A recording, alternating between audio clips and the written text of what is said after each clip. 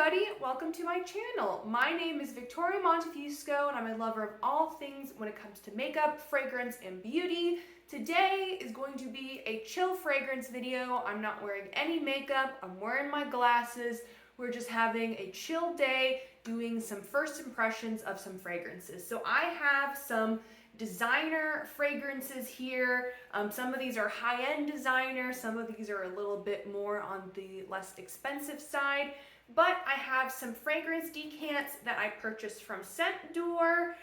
So I have a bunch of these to try, and I also have 2 fragrance samples that I received with a Sephora order. So if you're interested in hearing my thoughts about these scents, then please keep on watching. So first up, from the fragrance house Jo Malone, which I believe is considered niche technically, but this house is sold at Sephora, so it's very mainstream. This is Blue Agave and Cacao. So these little decants from Dior, you can either subscribe to them or you can buy them individually. I bought them individually, and they all come in these really nice cases. So I'm very happy with this. So Blue Agave and Cacao is a amber floral fragrance. It's unisex. It was launched in 2006. And it has top notes of cardamom, linden blossom, grapefruit, red berries, mid notes of lily, orchid, and geranium, base notes of cacao, vanilla pod, cinnamon, vetiver, and musk. I want to try this fragrance because I've heard a lot of good things about Jo Malone fragrances. They're a very popular house. I've heard this is a really nice chocolatey base scent, so I wanted to give it a try. Of course, those florals in the mid, not my favorite thing in the world. That's a little bit scary to me, but I thought since I was placing a scent door for some other scents that a scent door order for some other scents that I'll talk about, I thought might as well try this one. So let's give it a try. Yeah, this to me, the top is extremely cardamom heavy. It reminds me a lot of Penhaligon's Changing Constants with that big burst of cardamom in the top. There is powderiness from the florals. I don't smell any like fruit in there whatsoever at all. It's musky. I don't smell any cacao. I don't smell any vanilla. To me, it's like cardamom, powdery florals, musk. That's about it. I personally prefer Changing Constants for my cardamom kick. This is just not really giving it to me. So yeah, that one's okay. I don't love it. I don't hate it. I don't think I'm going to keep this one to try on my skin. But to me, it's just very cardamom heavy, a little bit powdery musky, but there's not much else to it. And there's nothing in there that I'm like, wow, I really need to try this. This is really unique. Nothing in there that's giving me that wow factor. So I'm not really impressed by that one. So next up we have Scandal by Night, this decant again from Dior, from Jean-Paul Gaultier. I tried the original Scandal through my subscription through Royalty Scents, and I did not like it. So I'm thinking the By Night flanker might be more my vibe. This is considered an amber floral fragrance. This was launched in 2018. It says it's for women, but you know, we can wear when we want, what we want, so it doesn't really matter. And this fragrance I've heard is very heavy on the honey, so I'm really looking forward to trying that. I love honey and like food, and I love gourmands, but I'm not sure if I'm gonna love like a super honey heavy fragrance. I haven't tried one yet that I absolutely love. So in case you're wondering about notes, we have top notes of honey, bitter orange, citruses, mid notes of cherry, tuberose, orange blossom, pear, and nard Himalayan, I don't know what that is, and base notes of tonka bean, vanilla, patchouli, sandalwood, amberwood, and musk. So to me this sounds very honey, very fruity, ambery, resinous, that kind of vibe. So maybe this is the Scandal flanker I will like.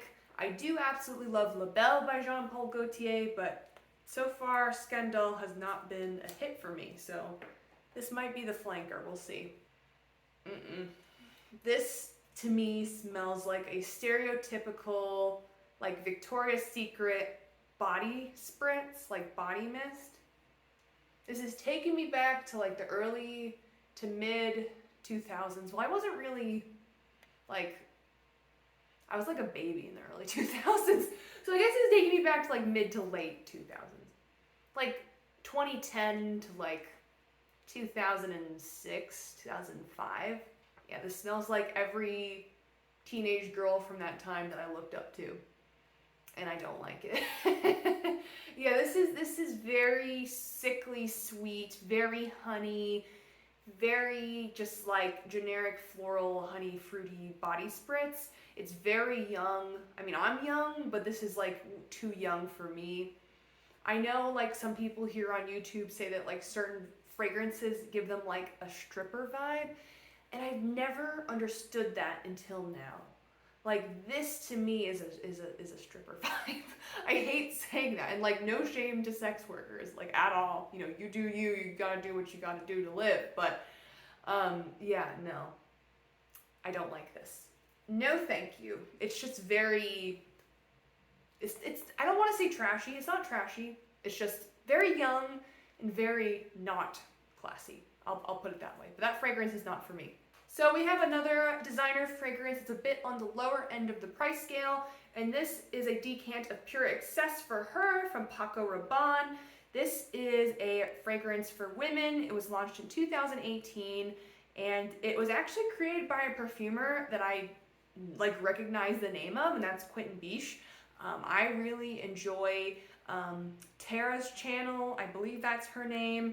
Her channel name's Olfactophiles, and she loves Quentin Biche. That's like her perfume crush. So when I saw Quentin Biche, I was like, oh, I feel like I need to try this. And the accords, like the vanilla, the coconut, woody, sweet, like those accords really attract me. So I decided I wanted to try it.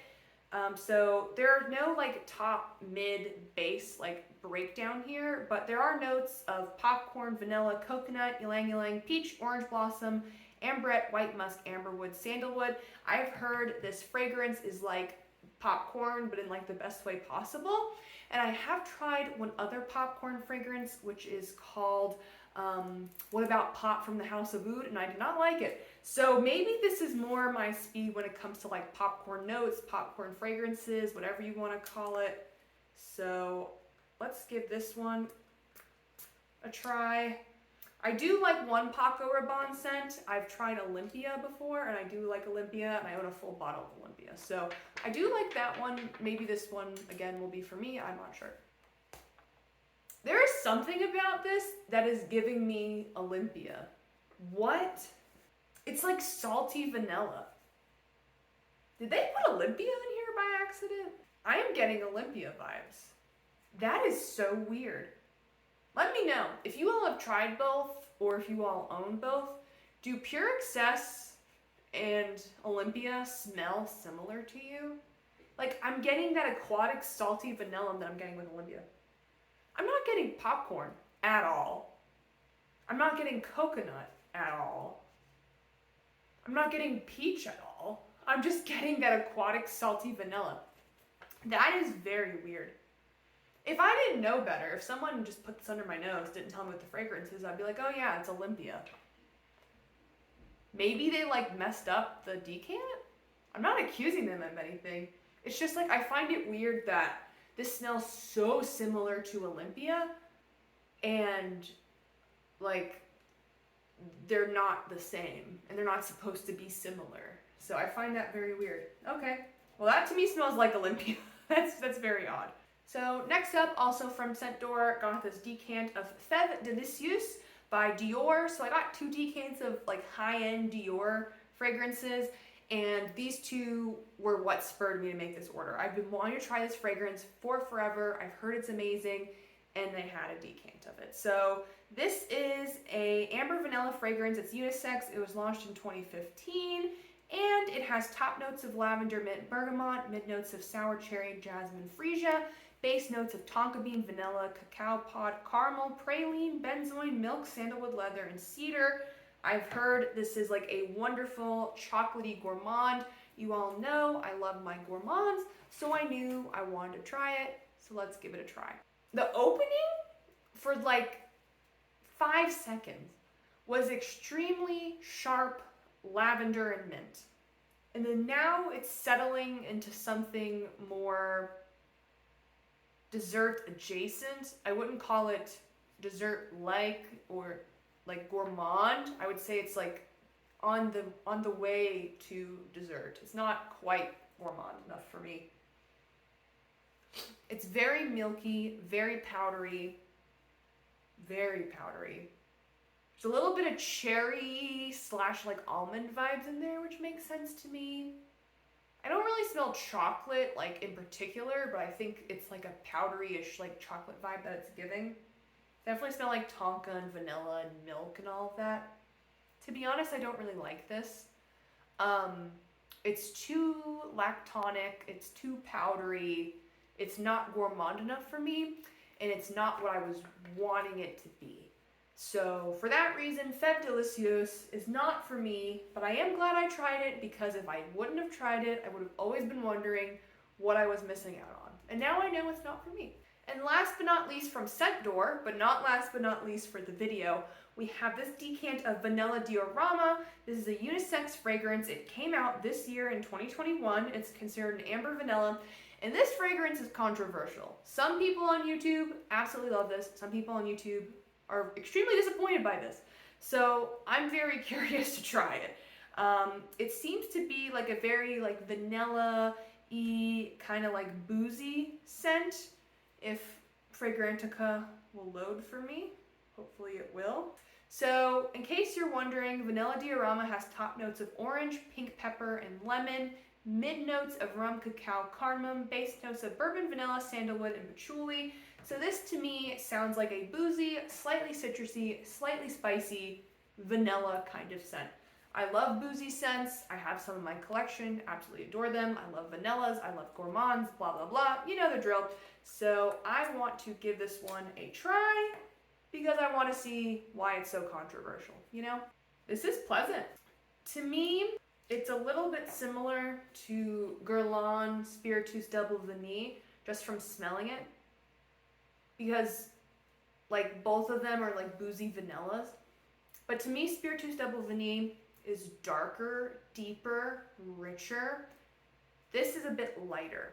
Also, Spiritus Double Vanille doesn't have the spiciness that this has. This, you smell that pink pepper.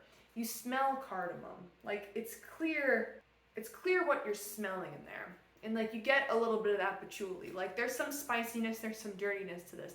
Spiritus Double Vanille doesn't really have that. To be honest, this is fine, but I prefer Spiritus Double Vanille, which is great because I have a full bottle of that and that's expensive. So yeah, like this is fine. I don't love it. So overall, my little haul from Scent Door was a bust. I was 0 for 5. So I really do like Scent Door overall. Like the fact that they send you like nice sized decants in these cases is very nice.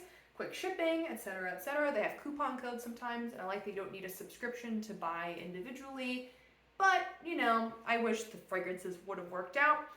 But I do have 2 other fragrances. This is more of like a casual chatty video. So I have Clean Reserve, Aqua Neroli, and also Ellis Brooklyn Myth. So I'm going to review these 2 for you just really quickly, give you all a first impression. So first we'll start with Aqua Neroli. This is considered a unisex fragrance. It is a floral fragrance. It was launched in 2018. It has notes of Sicilian orange, mandarin orange, bergamot, and top, mid notes of neroli, orange blossom, jasmine in the mid. And in the base we have musk, sandalwood, ambrette, and amber. If you all are new here, you may not know, me and neroli hate each other. Neroli is like on my blacklist of notes. I can't stand it. I think it smells terrible. I have never tried a fragrance with neroli in it that I like. So I'm a little bit nervous for this one. I just think neroli is way too cloyingly sweet and just smells terrible. Like Killian Love Don't Be Shy, cannot stand it. Memo Sintra, cannot stand it. So we'll give this one a try, but neroli scares me. No. Nope. I had one sniff of that and I was like, that's neroli. No. The name Aqua Neroli is very accurate for this because you smell neroli like right away. And it's like not as cloying as Love Don't Be Shy and Sintra, but like it's still neroli and I still don't like it. So Aqua Neroli, if you hate neroli, avoid it. And next up we have Myth from Ellis Brooklyn. Again, I don't think I'm gonna like this, but it was a free sample, so I'm gonna try it. This is a floral woody musk fragrance for women. It was launched in 2016. It has top notes of ambrette, bergamot, and cassis, mid notes of pink lotus, jasmine, and orchid, base notes of musk, white cedar, and patchouli. This to me sounds like things I don't like in fragrances, but I got it for free, so we'll try it. You know what? I don't hate this. Would I wear this? Heck no. It's very simple. It's very unisex. It just smells clean. You don't smell like florals. You don't smell like woods. You don't smell like spice. You don't smell like food. You don't smell like anything that you can particularly like pick out from the crowd. But you just smell clean. This smells like soap. If you want to smell like soap, Ellis Myth is good. It's just too simple for me. But hey, a lot of people like that vibe. It's just not the vibe for me. So Ellis Brooklyn Myth, if you want to smell clean, soapy, pleasant, not too strong, and like overpowering, I think that would be good for you. I'm going to do a last minute addition. I got this fragrance from Sephora. It's where I got these two samples from. It was a blind buy and I decided to keep it. And this is Alien Goddess. So this is what the bottle looks like. It's really pretty actually. I quite like this bottle. But this fragrance has been really controversial because people are like, this doesn't smell like an alien flanker. Like, why is it called Alien Goddess? It should just be called Goddess, blah, blah, blah. I understand where they're coming from. But as someone who's always loved the Alien bottles, but really hates the original Alien and is therefore scared to try any other alien flanker that has ever come out, I'm like, the fact that people are like, this isn't an alien, it made me want to try it. And I'm really glad I did. I really do like this. This is a very summery, coconutty kind of fragrance. Like, I'm not going to spray this, but I'll just smell it off the sprayer. This is very much like summertime, beachy, coconutty, a bit sunscreeny, but not so sunscreeny that you're like, ugh, I feel like I'm just like wearing sunscreen. It's a bit vanilla-y. It's just comforting. This is just a good summer scent. This is crowd pleasing. So I am really glad that I got this. I really enjoy this. I love this little bottle. And I'm glad Mugler has these like small sizes because I don't need like a 100 ml or anything like that. So Alien Goddess, I purchased this from Sephora during their 20% off fragrance sale. Also during that sale, I'm just feeling chatty. I ended up getting and returning a little size, a little full size, but I think it's like a 30 ml like this one is, of Victor and Rolf Bonbon. I did not end up liking that. I returned it. To me, it was just too cloyingly sweet. It gave my boyfriend a massive headache. It gave me a bit of a headache too, and I just found it to be very juvenile, very young, just not really my vibe. Again, I know I'm young, but it's like, it's just too young. Just too cloyingly sweet, just not pleasant at all. So I thought I would like it. I blind bought it. I didn't like it, so I returned it. But anyways, that is it for today's video. A bit of a chatty one, but I wanted to try all these samples. Sadly, none of them were hits, but you know what? That's okay. I tried some fragrances I've been having on my list for a while, and I'm glad I did because I don't have to wonder about them anymore. So with that, thank you for watching today's video. If you like this video, please like this video. It helps out with YouTube channel and algorithm, and also helps me know what kinds of videos you'd like to see on my channel. If you like me, please subscribe. I'd love to have you all here. I post 2 to 3 times a week. And if you have anything to comment down below, please let me know. I'd love to talk to you all. Any fragrance suggestions, anything like that, any thoughts on any of these fragrances, I'd love to hear them. So with that, thank you for spending part of your day with me, and I will see you all next time. Bye.